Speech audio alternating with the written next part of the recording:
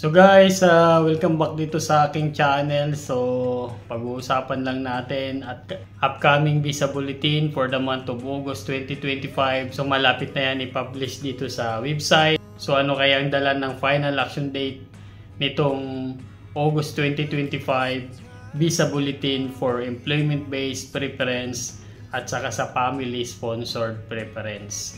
So medyo critical na itong August 2025 visa bulletin kasi last 2 months na lang to sa fiscal year 2025, which is yung last nga is yung September 2025. So yan yung sabay-sabay nating antabayanan.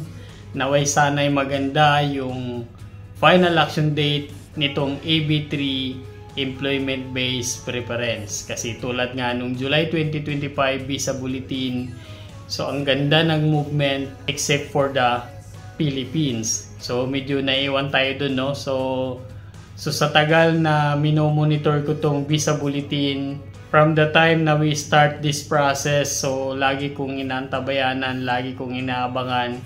Nitong July 2025 lang naiwan yung final action date between rest of the world, Mexico at saka itong Philippines. So talagang naiwan tayo doon. We stick from February 8, 2023, while the rest of the world saka Mexico na move forward sila ng napakaganda ng final action date, naging April 1, 2023. So yan yung sabay-sabay nating antabayanan. Naway sana'y makahabol itong Philippines bago magtapos itong fiscal year 2025. So meron pa naman tayong 2 months. Pero syempre guys, masasabi ko lang wag na lang din tayong masyadong umasa. Kasi nga pag nireview din natin yung mga end ng fiscal year of months, so medyo nagre-retrogress or hindi nag-move forward, nag-i-stick lang siya sa final action date. Na lang itong August 2025 ay wag mag-move backward yung final action date.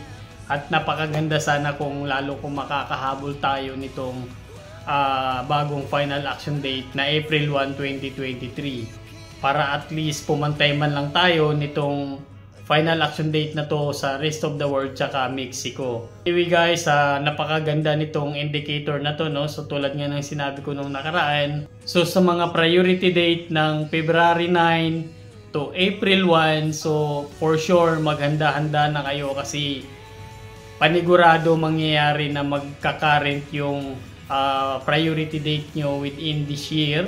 For me, it is an indicator na kayang abutin tong April 1, 2023 priority date for this year 2025. So either hindi man yan makuha nitong fiscal year 2025 ng August at saka September, for sure for the first month or second month ng fiscal year 2026, maaabot na natin yung final action date na April 1, 2023 or sana maganda pa yung movement. So antabayanan na lang natin guys itong parating na August 2025 visa bulletin.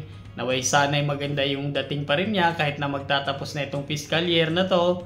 So naway sana'y makahabol tayo dito sa final action date ng rest of the world tsaka Mexico. So yun lang yung update natin guys. Ilang araw na lang malalabas na yan dito yung visa bulletin for August 2025. So sana lahat na lang ng category dito sa employment based preference ay mag-move forward. Kasama na rin yung family sponsored preference na may sana ay mag-forward din itong mga final action date. Maraming salamat ulit sa panonood. See you next time. Bye bye.